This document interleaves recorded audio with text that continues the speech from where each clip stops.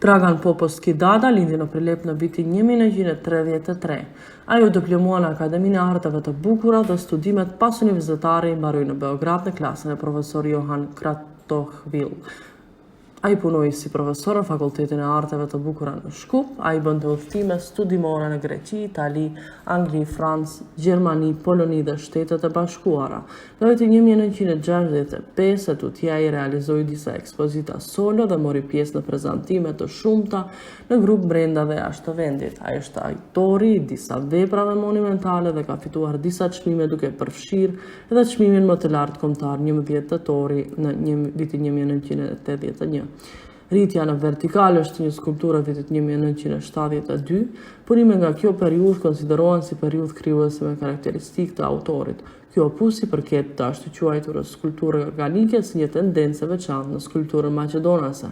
Vepra paraqit një skulpturë pa kohën e një formacion vertikal të formave fleksibile të thyera dhe ekzistenca e së cilës nuk mbaron në pjedestalin, por është me ambicien për të vazhduar kohëzgjatje në sferat e kohës.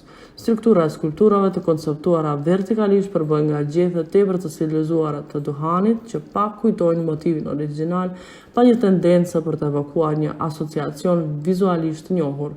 Shprehen plasticitet i pastruar dhe ritmi statik i formave që rezulton nga shpërbërja e tërësisë së pjesëve që ngarkohen vertikalisht duke krijuar statik të formave dhe një tenzion të brendshëm të shprehur edhe midis brinjeve të hollë. Format janë shumë të lëmuara